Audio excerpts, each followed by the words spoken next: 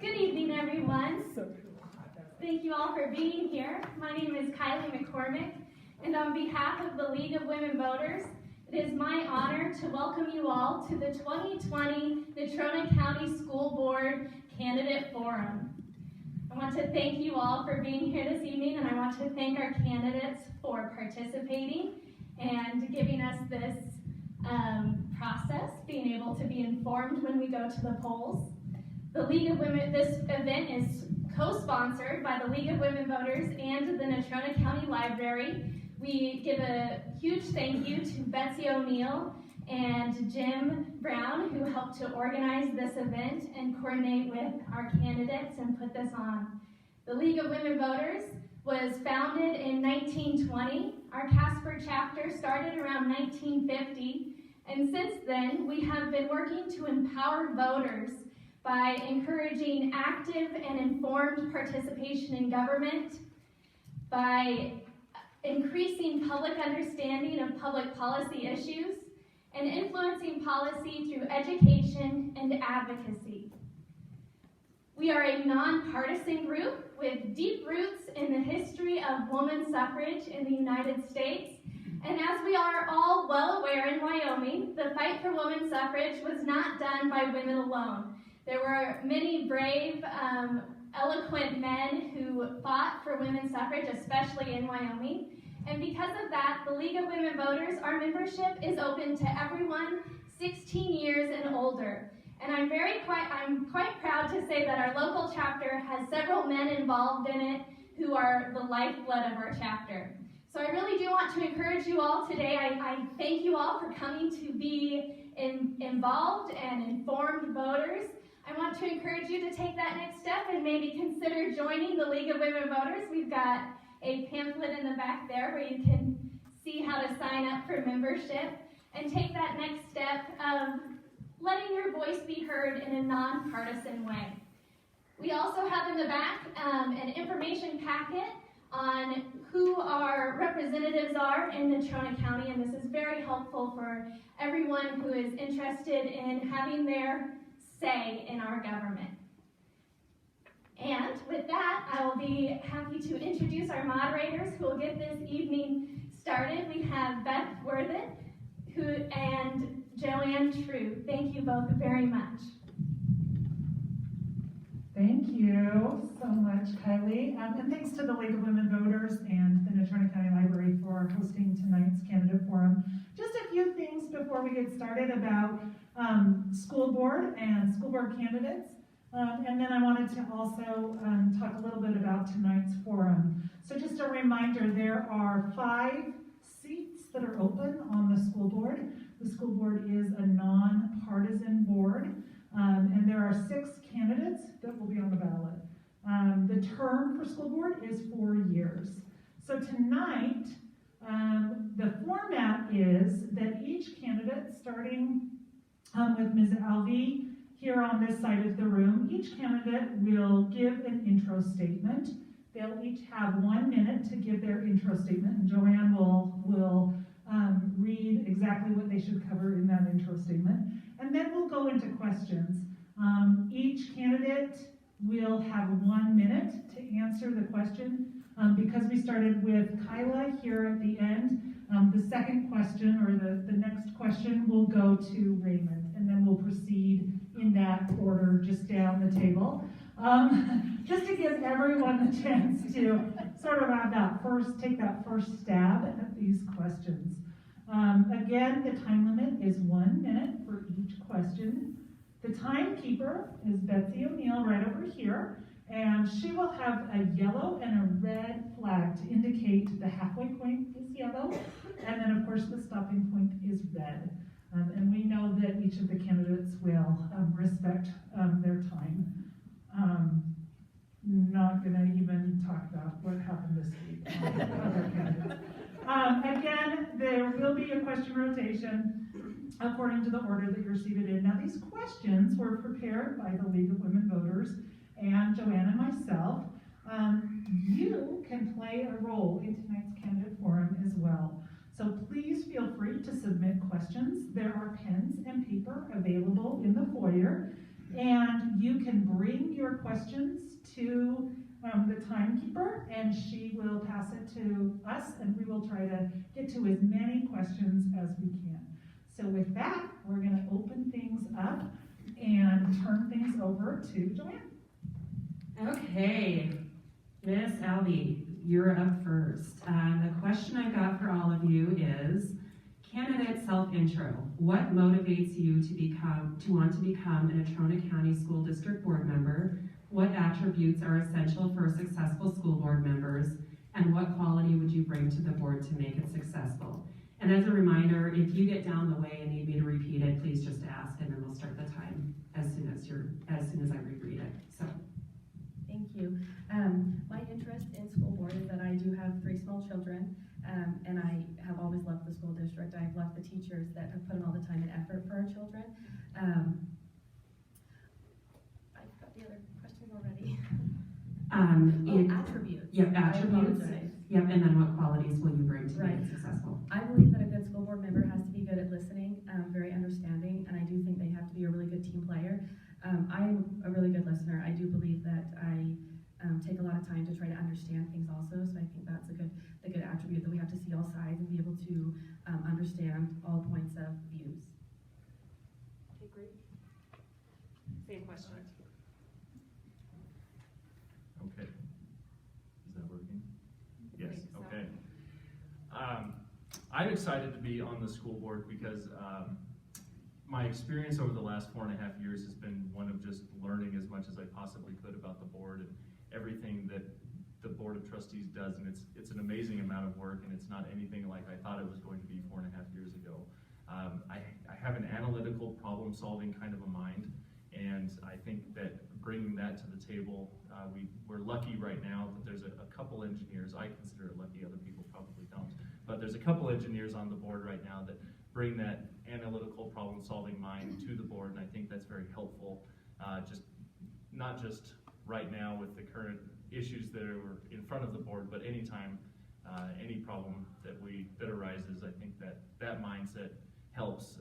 I'm also excited because we have a very good makeup to the board right now, and I think that the board has been able to put differences aside to do things for the benefit of our students.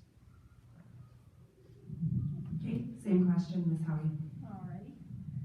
Do I have to push this button, or is it on? Go ahead and push it until it lights up green. Okay. Okay.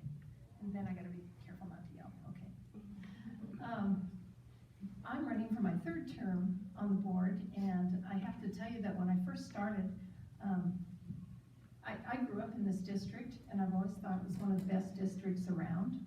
I got a great education here, and then I came and taught here, and I was at Kelly Walsh for 28 years. And I kind of think that being in education is not just a career, it's a lifestyle, and so, or a way of life. And so when I wasn't teaching anymore, I wanted to find some ways to be involved, and there were a few things that were bothering me back then. And it took me probably the first 4 years to learn a whole lot about how things worked and what needed to go on. And then the 2nd term was a whole lot better. I think I'm also a good listener.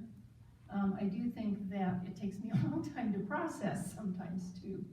But I try very hard to answer anybody who contacts me, and I will for sure keep doing that. So I recently graduated from BYU. Utah's great, but nothing beats Casper. I mean, I'm glad my wife and I were able to come back and find a job. And all that time I realized I want to make sure that Casper is great. And I always knew that you know, this is my hometown. I want to make sure it's something that we can all be happy about. And I realized that one of the best places to start is with our kids. You know, obviously I'll be having one here in about 19 days, depending on when he decides he wants to pop out. And so that's kind of my interest in the school board, of just being able to give back. And why I say that is because I feel like the attribute that most goes with it is altruistic. And I can tell that everyone on this board, if they weren't altruistic, they probably wouldn't be trying to run to help, because that's the big thing with the school boards. You're trying to help kids and give them a better future.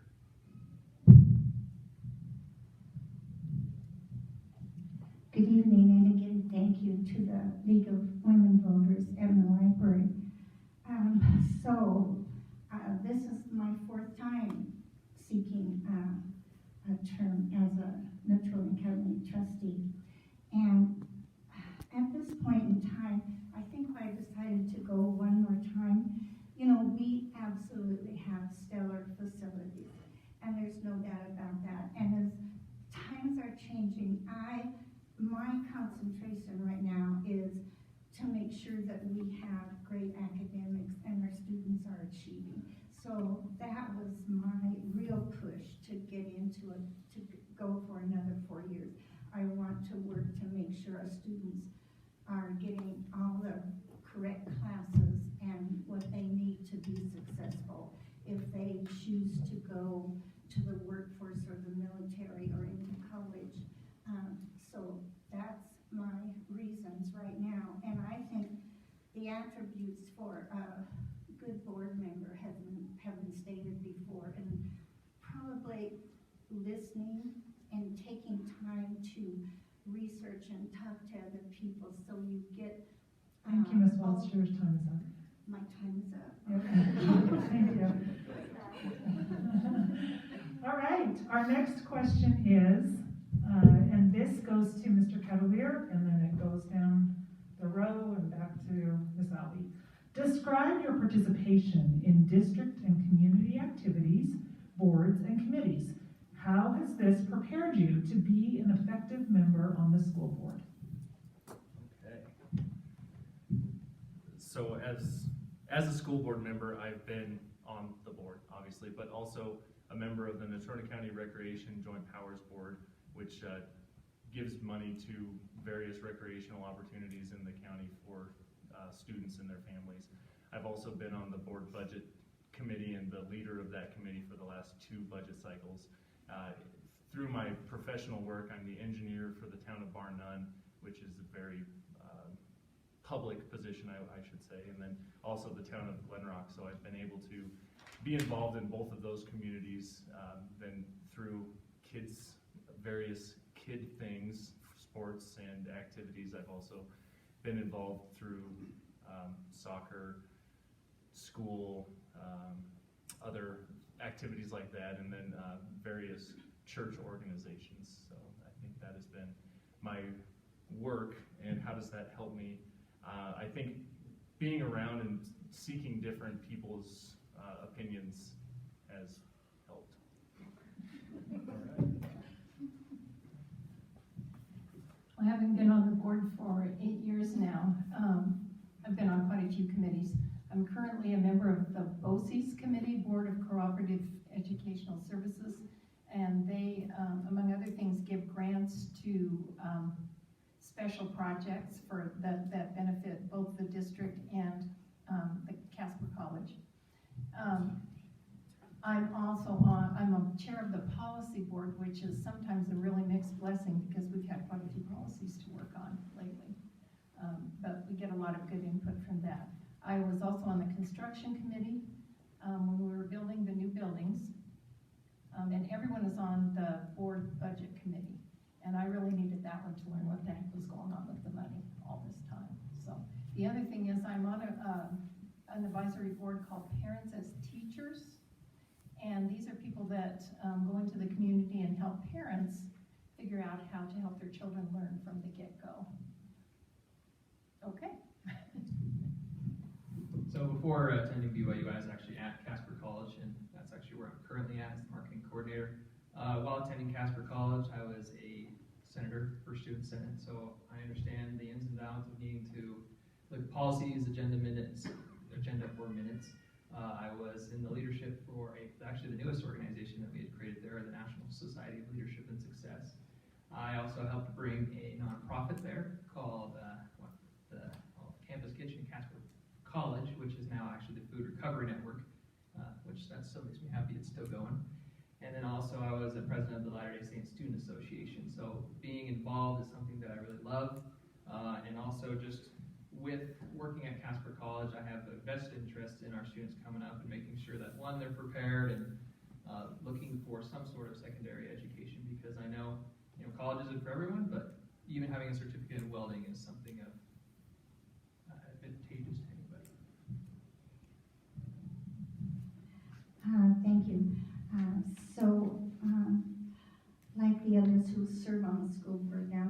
serve on a lot of committees, and I do sit on the Natrona County Joint Powers Board, or the REC Board, the Budget Board, the Academic Steering Policy.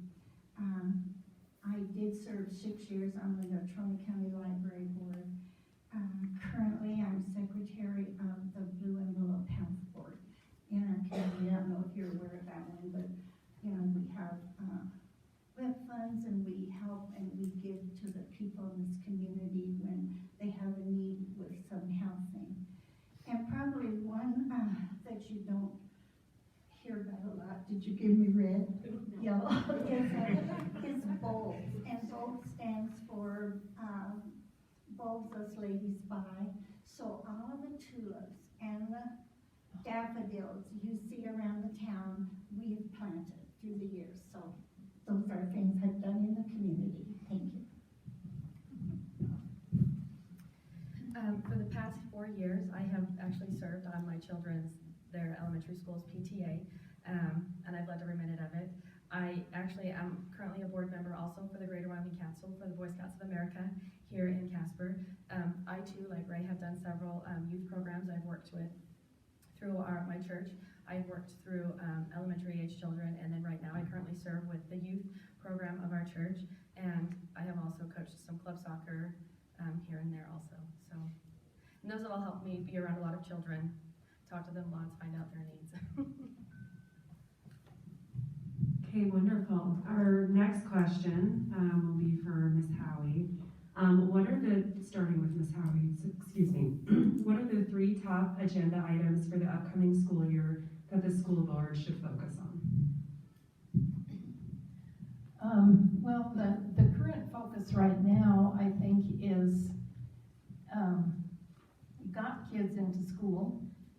Now we want to keep them there, and we want to keep them safe. And that is one of our biggest priorities right now, probably the biggest priority. And so far, so good, you guys. And then the second thing is going to be the budget, I think. We are going to, we are all right for this year, but who knows what will happen when the legislature's through. So that's the other thing. And the third thing for me, and I hope for the board, is just to work very hard for all of our staff and make sure that things are going well for them. Teachers have a hard job right now, even harder than usual. And I just want to make sure that teachers and students are all okay. So I would agree with Ms. Howie. COVID-19, so in other words, safety and health of our students is top priority. What we need to focus on second would be budget, especially with, I know we put away about $500,000 a year with, I think this year was the first time in a while we hadn't done that for the Natrona County School District. And so, we have that nest egg, but depending on how the legislature goes, hopefully we can continue to put some money away, which I am all for. And of course, the third thing is to make sure to focus on our strategic plan, specifically with graduation. I mean, this is an abnormal year. We want to make sure that our kids are still progressing, they're still learning, and yes, it's a different environment, but hopefully still obtaining the education that they want and need and deserve. Well, I think first and foremost for me is the student growth and achievement. And I think that is my top priority, along with safety, safe and healthy place for our students. And I'm really proud that we have the SROs that we do have in our school facility. Budget is also huge. We may be facing more cuts from the legislature, and we've handled those really well by keeping them mostly as far away from the student as we can. And I do want to make sure that our teachers have the resources that they need so they can properly prepare our teachers. This is really fascinating, and I was like to talk. I agree with those top 3 agendas from pretty much everybody. I actually had been working on that question and thought the same thing, that it's important that we keep our teachers and kids safe and keep schools open, because I think that that's where the kids obviously want and need to be. And then as basically my third agenda item, I would like to keep the curriculum going, good curriculum for the students, have them be engaged and, you know, want to be in school, obviously.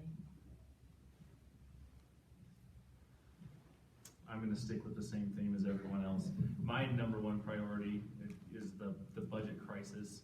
I think that's probably a little bit different. That's because of my role on the budget committee. But you know, that's going to be huge for not just this year, but many years to come. I think that we're going to be feeling this budget crunch for quite a while. Obviously, the COVID-19 fallout and everything that comes with it is going to be at the forefront of everyone's minds through this school year, and hopefully not too much farther beyond that. But I'd say, and I think this is always on the forefront of our mind, even though we might not say it, is the increasing student learning and just increasing opportunities for student learning. I think those are the three things that will be very important this year. Okay, thank you. So let's dive a little bit more into the budget question. Given the concerning financial projections from the state and the need to reevaluate spending on K-12 education, what would you prioritize and what would you eliminate? Starting with Mr. Myler. Excellent.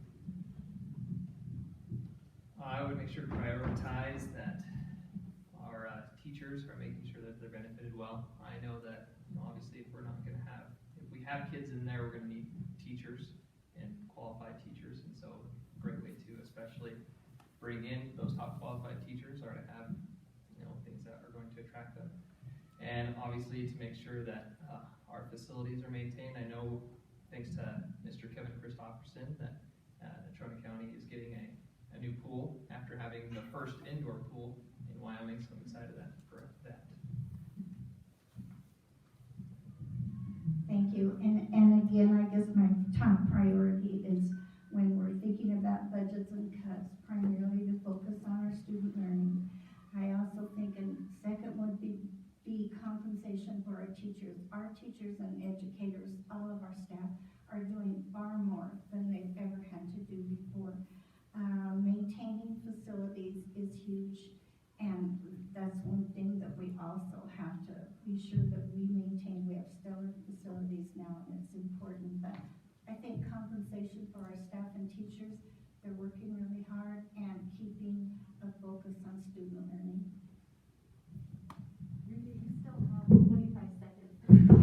You can talk about what you want to eliminate.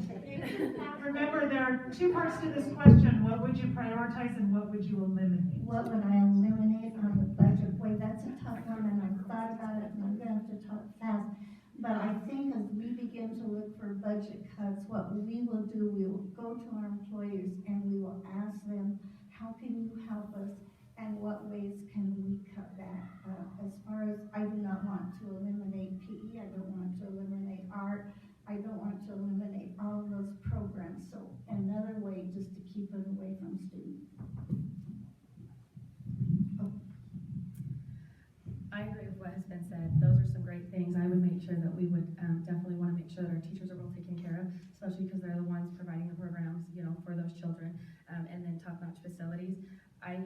I don't know what would be eliminated either. That would be super tough, but I would happily support any measure that would stabilize our financial problem. So.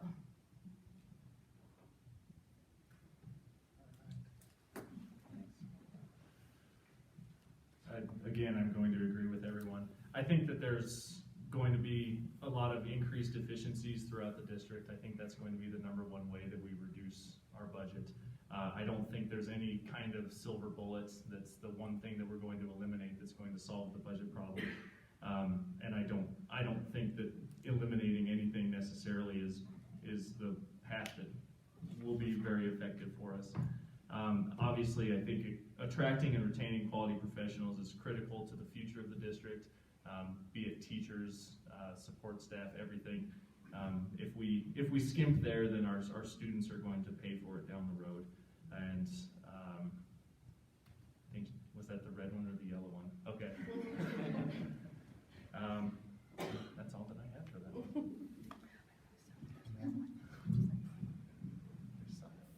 Well, I have absolutely agree with what everyone has said.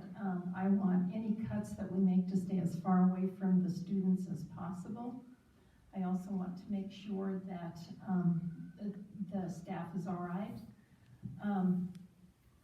We kind of were in this crunch before a few years ago, and the efficiencies that we managed through this district, thanks to everybody in the district, were amazing and helped put us in a good position for, at least for this year.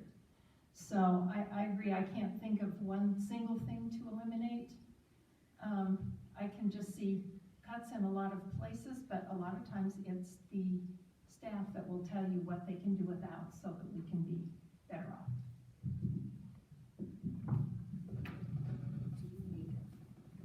Okay, next question. We're going to start with Ms. Walsh. What are your thoughts on the current policy of COVID-19 as far as the Natrona County School District policy is concerned?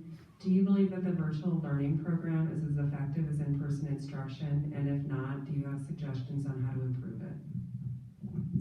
Well, that's a huge one, and I believe as we entered into this school year, there was a lot of thought, a lot of research was done, and I think we entered the best that we could.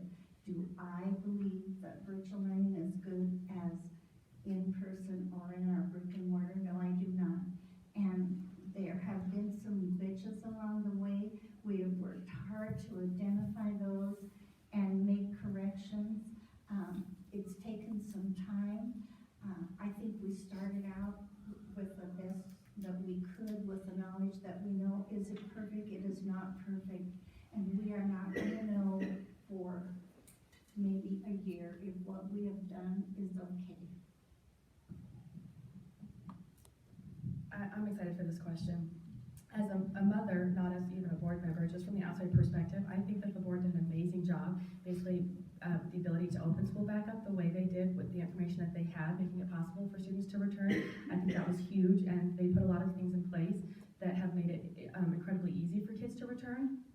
I did not opt as a parent to do virtual learning, so I don't know much about that program, but again, I mean, how amazing that they were able to throw that together within the summer, get together with teachers and make that possible that students that didn't choose. I don't actually know the numbers except for what the paper has reported, but there were over 1,200 students that didn't choose to go back and chose to do virtual learning. And like she said, there might have been some glitches, but it's been accessible to all the students to have all the equipment they've needed, and that's pretty amazing.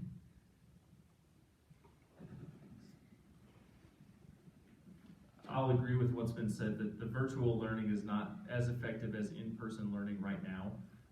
And it's not for lack of trying. I know we have a lot of dedicated professionals that are working tirelessly to get there, but we went from under 100 students to almost 1,000 students in 3 months, and I think it was significantly higher than anybody expected it to be. So to get to where we are right now was it was a huge undertaking, and I think that it's kudos to everyone involved, because it was just a massive program to try to get underway, and I think that they've done an exceptional job. It's not where we want to be, and I don't think it will be where we are today in 2 weeks, and 2 weeks after that I think it's just going to get exponentially better. Luckily, I think that we have very resilient children, and they're going to be able to overcome some of the problems that will arise from what has happened over the last 6 or 7 months. So I'm excited, because I know that we are working hard and everyone wants what's best for kids.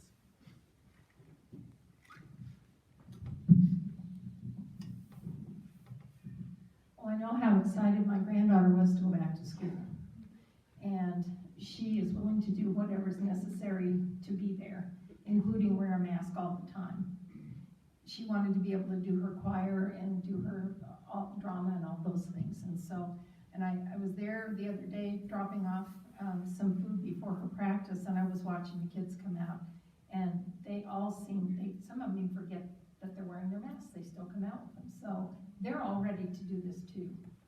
I am just so impressed by what our staff did with this, and I think we even did one of the best jobs around the state after being in on a conference that I was in. Virtual really had some issues. I heard quite a bit about it. In retrospect, we might have started a week later, but we'll get there. And we've hired a few extra people temporarily to be there, and it's gonna be just fine. I'd also like to point out too that a lot of what the policy was came from the Casper and Natrona County Health Department. However, with that said, how it was implemented and the logistics of it, the Natrona County School Board, these trustees, especially the current ones, did an excellent job. And I agree, especially talking to two nephews, I know they definitely want to be back in school, willing to do whatever needed to be or to be there. I also understand that virtual learning, I think about 80 students before, now up to about 1,000. Yes, it's not, at least in my opinion, I don't like online learning, but that's okay. My wife doesn't either. I made her go online for when I was in school. She doesn't care for it, but you know, every learner is different. The offerings could be expanded. I know it's limited with math, science. There's even a couple PE classes, but you know, as we, I guess, invest even in technology and the virtual learning program, even as a buffer for possible events, that can expand and grow.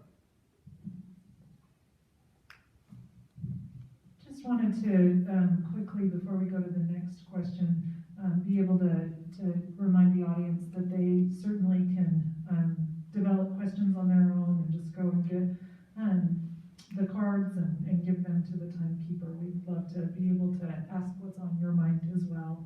The next question, I think we're back to Ms. Albee. And the question is, do you support statewide standards for school curricula? Yes, I do. I support statewide standards because that's one way that I think creates accountability. A lot of parents and people sometimes want to know how their kids are doing, and that's basically one of the only ways that it can be shown is through those tests. I also support the statewide standards. I do very much believe in local control, and I think that our schools are able to break down those standards and teach to the curriculum or create a curriculum that best fits their school and also achieves everything that the standard requires.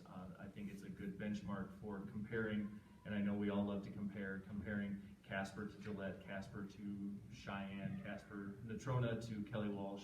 Without those standards across the state, you're comparing apples to oranges, and we don't know that our students are learning any more or any less. And I know that standards and standardized testings aren't always wonderful, but they do give us a benchmark to do those comparisons. So yes, I do support statewide standards. I also support statewide standards, and they are looked at every 9 years for each area. Since we have school choice and things are done differently in a lot of different schools around the district, I'm glad that those teachers can teach the standards in their own way, but at the end of the day, everyone will have worked to meet the same standards, which is important. Ditto. Yes, I also agree. I also feel and believe that having the flexibility within, especially the district, and how to implement that and making sure that students are receiving that education the proper way. Well, this is going to be unanimous because I support statewide standards. The standards are what is to be taught in our district, and our schools and our teachers determine the how it's taught. So that's when their, I guess, their personality or their strategies come forth. That's where you will see some differences in our school. What is to be taught will be the same. The how is determined by the individual schools, their philosophy, and the teachers.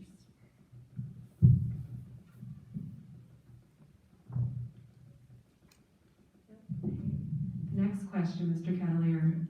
What is your vision for improving school culture in terms of bullying, hazing, and student safety? What is your understanding of any problems and their extent? I believe that falls largely on schools and on parents.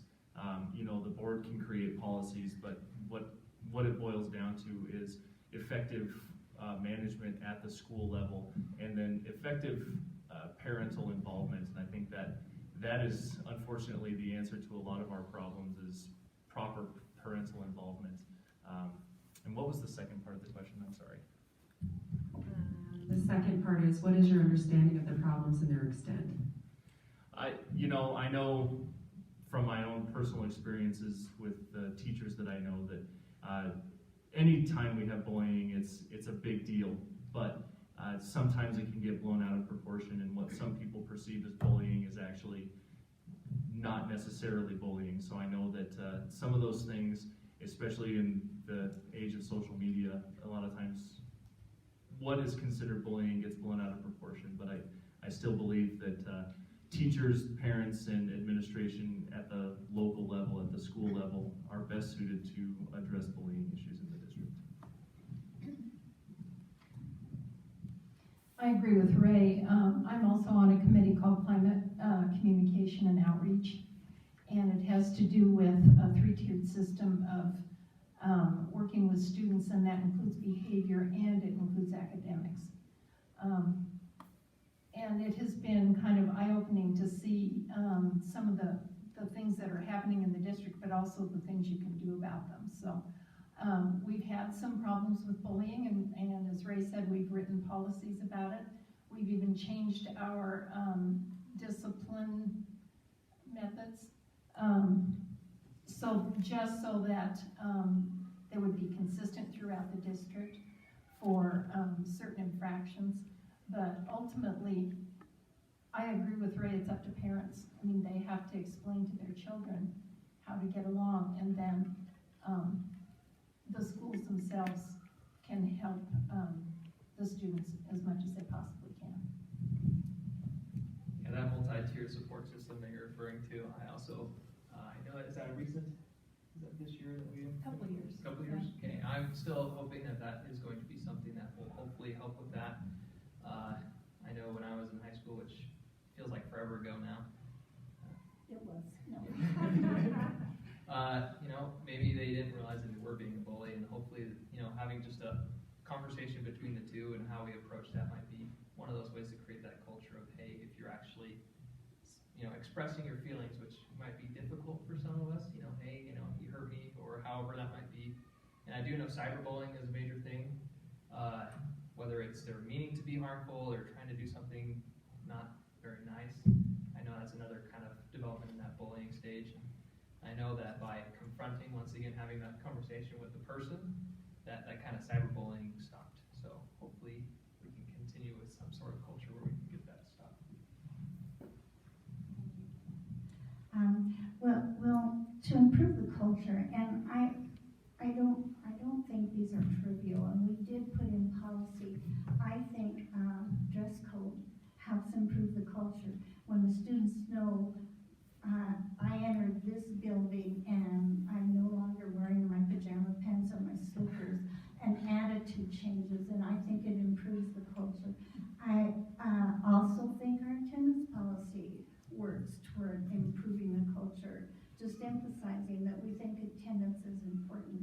And I think, again, working as a community and our parents to ensure that literacy is a priority in our community. And I know we worked on bullying, and the big thing we had to do is give a definition to our students and staff and parents understand what bullying is and what it isn't.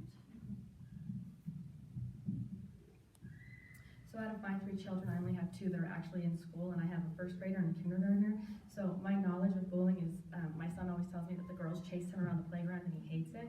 I don't, we haven't quite got to the point where it might, of the things that we hear and the stories that are told on, buses. I agree with Ray though. I think that because we're not in the school, especially if it's not our children, we're not there all day, every day. It comes down to the school, how they tend to handle it, between the teacher that does, see it, and then parents, absolutely parent involvement, and making sure that if your child does say something, that you give them adequate tools to basically help them figure out how they can best solve the problem within those walls, because that's where they are, and we're not. Okay, thank you. I think we are now to Ms. Howie for the next question. Okay, and this is an audience question. With the consolidation of older, smaller elementary schools, what options should be available to those parents who would prefer a small school experience? I think that there are some of those in the larger schools. It's a matter of finding the right school and finding the right group for your children to be in. We had several grade schools that were like I can think of one that was only a third full, and so it was costing us a lot of money. But inside the schools themselves, I think the groups can be divided enough that they wouldn't have to be so huge, and they could still get some personal attention. So from my research and understanding, our average class size is about 18, so I guess I'd need a better definition of smaller, so if they're talking about like 10 or less, I'm uncertain about that. But there is also still, because it is K through 12, our virtual learning program, that is also still an option as well. I mean, there probably is an option as well for being able to break into and have that. I imagine the reason behind this question is to be able to have that one-on-one, to be able to say, hey, my child needs more help, can you help them? And so I do understand that question. If that is the case, then maybe that's something that we need to look into. Hey, how can we have, even within these schools, how to have a smaller, more tight-knit. This is really kind of a tough question, because when we did consolidate, we did for efficiencies, and we took the small schools, and they weren't, we couldn't run them as efficiently and cost-wise, so we consolidated them. We do have Midwest. Now, you know, we've some people could go to Midwest that has a smaller population. We do have smaller class size. I think that's my Katie sitting over there. Maybe when she was at Crest Hill and I was teaching, our classes were 20 or 25 when we were in first grade, and 18 is the max now. So we're trying that way, but I understand the whole school population is bigger. Tough question. I agree, that is a really tough question, especially because I only know of the school, you know, that my children are at. I think this is one of the things that makes our school district so great, that we have the open school district policy, so that you can research, because I do know that there are schools that offer programs where, like they were saying, they break into smaller groups, or they have times where they'll take students and say, we'll take these 5 or 6 and put them in this group, and these 5 and 6, and even pair them with older kids from the school and do programs with them also. So I think it's just about maybe finding a school within the district that might work well with that. And then also, because we have the open school district policy, there are some larger schools, like she said, that still have smaller class sizes. My kids are at Bar None, and I know that we're not at full capacity in any of my children's classes. So if you're ever looking, come to Bar None.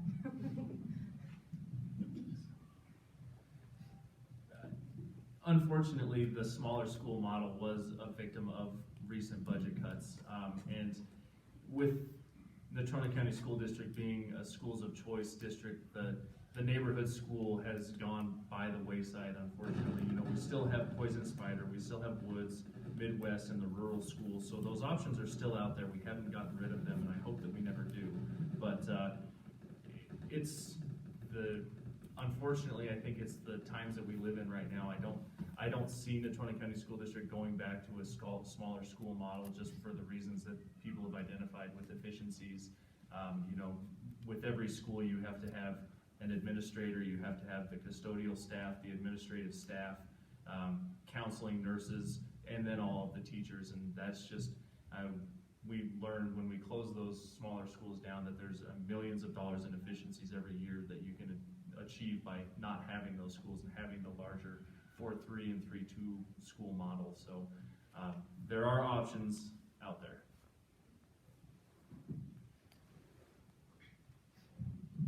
Okay, this next question is a combination of a submitted question and then 2 from the audience. So we're going to get through here as best we can in a clear way. And this is for Mr. Myler. With all of the potential budget cuts looming, what are your thoughts about eliminating school of choice and returning to neighborhood schools? I would still stick with school of choice.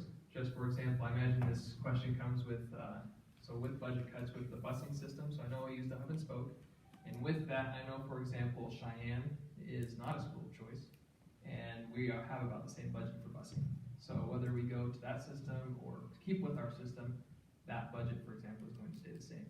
I guess school of choice has its advantages and disadvantages. I myself like to be able to choose the school that I'd like to go to, especially with the DLI programs. I myself am a Spanish speaker. I spent 2 years in Monterrey, Mexico. And so the opportunity for my child to go and be immersed in the Spanish language is something awesome. And if you don't have that school of choice, it's kind of hard to be able to have that option if you're not within the region. Well, I have always been an advocate for neighborhood schools, but I've lost that battle because our community here in Natrona County likes school of choice, and there are reasons they do. We do have an option when you choose your school. That option is on your proximity to the school where you live. I think we lose community in that when we lose school of choice, but school of choice is here to stay, and it gives parents the opportunity to find the school that fits their students' needs better. And so I'm sure that's why we have it, and when with DLI we do have that. And but with statewide standards, they just have to look at how these standards are approached when they choose their school of choice. Can you repeat the question one more time? Sure. It is, with all of the potential budget cuts looming, what are your thoughts about eliminating school of choice and returning to neighborhood schools? Right. I wouldn't want to eliminate school of choice, because I do think it's a wonderful option for the kids. Like they were saying, you get to choose a school basically that's based on what your child needs. But again, I don't know much about the budget, because I don't know, but I would happily support whatever we decide would work best for that.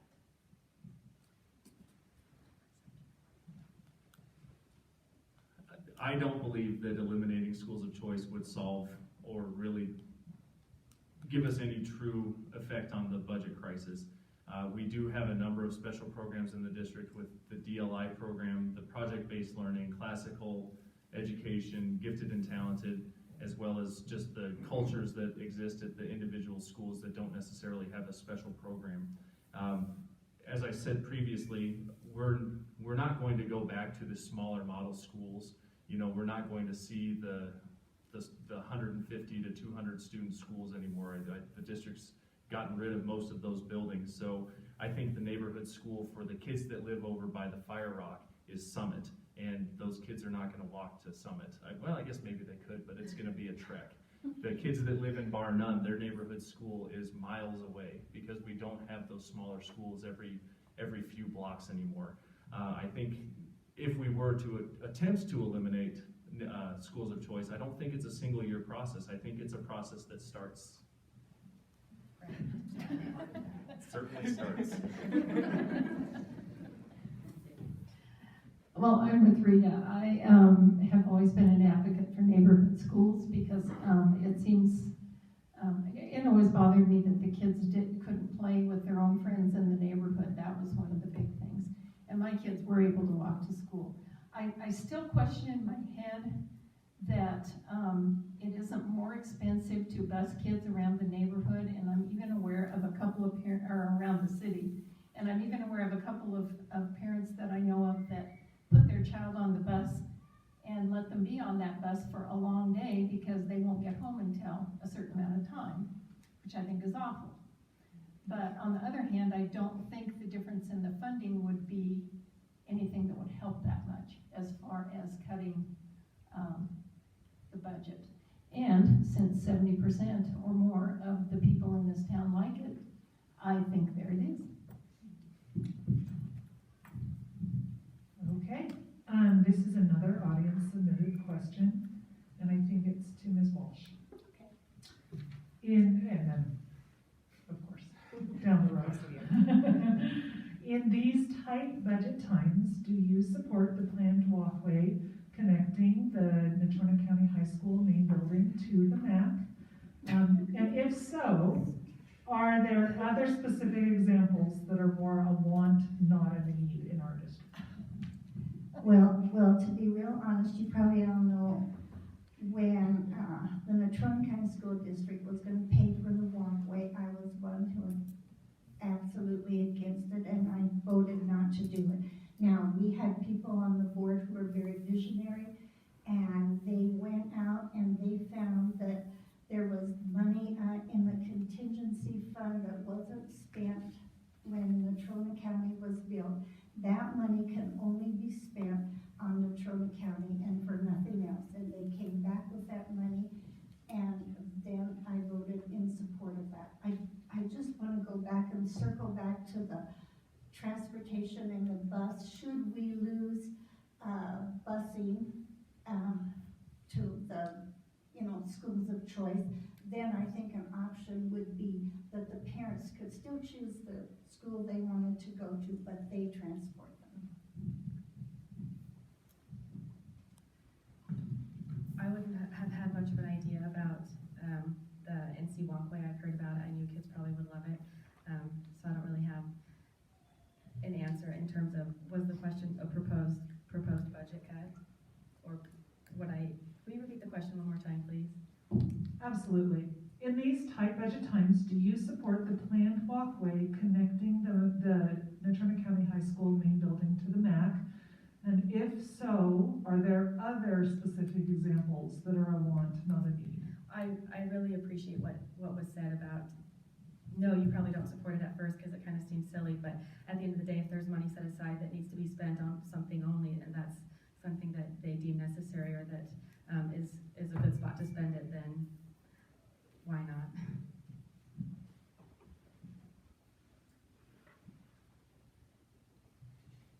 Sorry.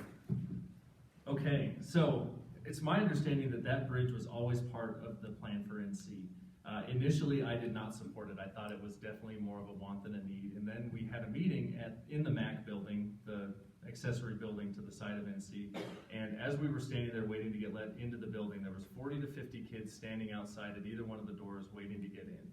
We've had a huge emphasis on safety over the last few years. And as I was talking to Trustee Jensen about this issue, they were just sitting ducks standing out there. They couldn't get in. They had no place to run in the case of a safety incident. So that is when I switched my support for the bridge. Truly, if we wanted to save money for the project, doing it as part of the pool project could have saved 30 to 40%, but since we did it as two separate projects, it cost significantly more. So I do support the bridge now, and I think that there are other ways than just looking at it as a want as opposed to a need. I was also one that did not support the bridge, and it was primarily for the cost. And even though we've been really focused on safety, I didn't see where it was going to be that much better. When the state money turned up, then cost-wise, it was fine. Now I'm concerned because it's an awfully tight space, and there are large windows. And I hope they're working on trying to, how do I put this, get the bottom built up a little bit so that if kids had to duck because there was somebody outside, that they could do that. And I think they're going to probably have to put cameras in there, because if kids are going back and forth in there, and there are a lot of them there, anything could happen. So. Ever since I first heard about this bridge, I was all for it. One, the safety reason that I actually said was one of my priorities was the safety of our kids. It is a busy street. I know they have to wait, and cars are coming. It's just kind of bypasses that completely. And also, second, what Ray had said, by doing it now and not waiting, it saves us money. And half of these questions tonight have been about budget. And so, I mean, what more can you say? The school board is currently saving money by doing that, and I am also in support of that. Okay, next question is for Kyla on the end. The district graduation rate goal is 85% by the 2019-2020 school years. What are innovative alternatives for at-risk learners who struggle with their traditional education style? Gosh, I'm so sorry. I don't know much about this either. I think the Pathways program, if I know correctly, is a school that they had done for at-risk or kids, and I think that's a wonderful program. I think that gives them an opportunity to be outside the traditional classroom. So I thought that was something that was fantastic. I support anything that helps. All children are different. All children are going to learn at different rates, different ways, in their own way. And I love that our district is willing to, in any way, try to basically work for those children, because ultimately that's our goal, is that we're here for the educational purposes of the students in this district. Will you repeat the question? Absolutely. The district graduation rate goal is 85% by the 2019-2020 school year. What are innovative alternatives for at-risk learners who struggle with a traditional education style? So I think we got really close to that by the 1920 school year. I don't remember exactly what it was, but I think we were pretty darn close, which I think we're all pretty proud of. But like Kyla said, the PIC program, Roosevelt, and some of the other alternatives, in even the virtual program, I think those are going to be huge for some of those kiddos that have a hard time with the traditional process.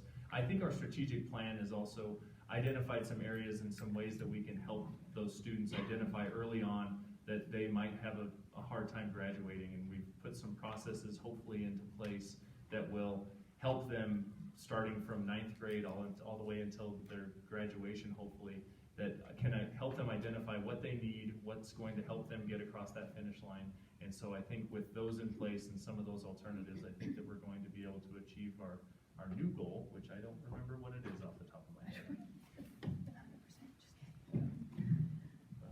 When I was at Kelly Walsh, the last few years I was there, I was the at-risk coordinator, which meant I had a lot to do with at-risk students who were having a hard time getting through. And there were not a whole lot of things that could be done there at that time. And then most recently, Roosevelt, which had been a school of choice, is now an alternative school. So, and it's a smaller school, so that students are having a really hard time actually can be assigned there, and they do get very specific individual attention. And it's connected to the PIC, so they're close to the vocational classes that are there. We also have something called transitions, and that's really one-on-one. And I guess you would count this one too. It's kind of like a suspension lab, but it's a place where kids are just flat having a hard time, and they that I believe is over behind CCA, and they get quite a bit of individualized attention too, so there's a lot available. So I have two ideas, and I just like to have fun with it at work. When we have ideation sessions, there is no bad idea. So these might seem abstract, but there's two. So one, the Costello Adult Learning Center at Casper College. You have to be 16 to attend. So for those that either don't like attending the high schools for whatever reason, maybe that style of learning isn't for them, they offer high school equivalency tests and these degrees or GEDs, whatever it might be. And I know that talking to them, for example, Melody Dawson, there have been students in the past that have taken this opportunity to use that. The other one would do kind of like a two-track system. One where students would take classes that would prepare them for college and beyond. So in other words, taking your math, your basic things. And another track that would take them for, hey, I just want to go work after school. Or, whether they want to be a welder, carpenter, work in construction. Maybe not having to take some of those math classes that, believe it or not, math is hard. Algebra in high school, I imagine most of us didn't like very much. But, that's some opportunities. Thank you. Well, I believe currently our students need 26 and a half credits to graduate. Roosevelt, we did lower those, and I believe it's 20. And those kids focus mainly on their core subjects, and they have fewer electives. So that's one way we're helping at-risk students. Another, though, is for all of our graduates. Beginning as a 9th grader, there's a graduate plan that each child has, each student has. That plan is monitored entered each semester, and it's communicated with the parents and the students and the instructors so that if they're falling behind, they have their plan that goes with them every year, and we can help them get where they need to be to graduate and get our graduation rate up. Okay, I think this next question is for Mr. Cavalier. Is that right? Okay, I lose track sometimes. Classrooms look and function differently in the 21st century, and you can feel free to provide some of the ways in which you believe they look and function differently.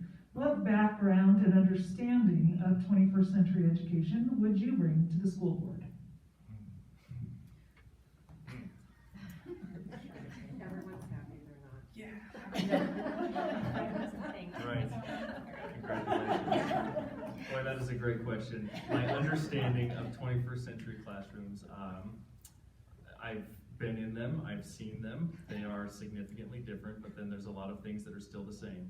So, you know, kids are still collaborating together, even if they're behind a plexiglass shield. Kids are still getting direct instruction from a person standing at the front of the room or intermingled with the kids. So I think a lot of the technology things have been a benefit because you can jump on YouTube and show kids things that you would never have seen 25 years ago, 30 years ago when I was in school. So there's a lot of great things that are happening right now, but then there's still a lot of just those basic things with just a good teacher and good rapport with the students that's happening in those classrooms. So I think that is absolutely critical because we can have all the technology and all the flashy things and all the bright lights, but it's not going to help students learn unless we have those good teachers and other good professionals in the classroom. I was just thinking of my own area because I was family and consumer sciences at Kelly Walsh. And while I was there, we were trying to get a commercial kitchen. And it was piecemeal, and it was tiny, and we had a really hard time doing it. And the new kitchens in both of the large high schools are now commercial kitchens. And that's made a huge difference in the way you teach as well, because you teach food service instead of just cooking. That's one of the examples. So I think we've gone more to some vocational areas that will help people get jobs. That's one thing. The other thing is the technology. I got my master's degree in computers and education, and I learned on an Apple IIe, and then I had to try and figure out a way to keep up the rest of the time. And what you have to do sometimes is take advantage of what the students know, because sometimes they know more than the teachers, at least in the beginning, maybe not now, not anymore. I think technology is important, but I think the relationships between teachers and students are the prime thing. I still remember when Promethean boards came around and they're like, do not write on this with a marker. And now even, so Casper College just recently, I believe, has this fancy little doohickey where you plug in a computer and it has a little screen on the bottom that projects it to the top and you can just swipe it and it's the greatest thing ever. So technology definitely helps, and you know, one of the things that I've constantly been thinking about is kind of the hybrid model. Being able to do classes that pay once a week and then being able to go online, because we do have Zoom and we have these other opportunities to share screens, they can share, you know, the YouTube videos, however they might want to be able to teach. And then, for example, it's easy enough to do this because even with the final half of my last semester in college, it was all online, and I was learning how to code in R, and they were saying, hey, yeah, I could see everything, the teacher was sharing a screen. It's wonderful the things that we can do nowadays. I'm glad I followed Tom because I could just say ditto, right? But anyway, technology and even the COVID-19 that we're going through is changing things rapidly. And I believe we're going to see our students are going to spend less time in the brick and mortar or in the virtual. They'll have some time in that arena, and then they will be out in the community or the world. I really believe the 21st century classroom, our students are going to be in that classroom in less time. So from my own personal experience with my small children, again in school and having the technology, it has made it so fun for them to learn. They love to learn anyways, but this year they get computers, they get to come home and they get to do a lot of things on the computer where everything is already downloaded. They talk about being in the classroom also with their teachers and how much their teachers have access to because of that technology in the classroom. And I think that's something that teachers love and appreciate, and I know that my kids love and appreciate that they have access to that. So I think the 21st classroom, like everyone else has said, is pretty fantastic, and I think we're not going back anytime soon, so it's just only up from here. Okay, this is our final question for the evening. We thought we'd give some time for the audience to reach out to the candidates if they've got individual questions that we didn't cover. We'd just like your last question to be any final thoughts or topics that we did not cover. Dana. Okay. Oh man, that's right.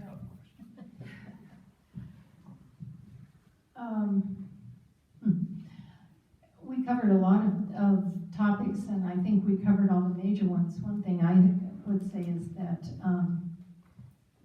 things are constantly improving for students, and I want that to continue. I'm with Rita on making sure that the curriculum is as it should be for students.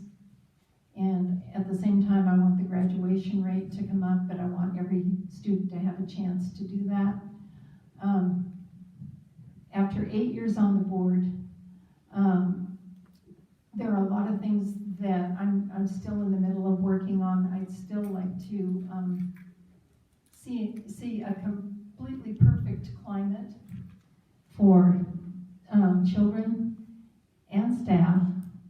I still think we have a ways to go in communication all the way through the district. That was one of my primary irritants at first, but and that's something you always have to work on, but that's one of the things that I'm still planning on working on.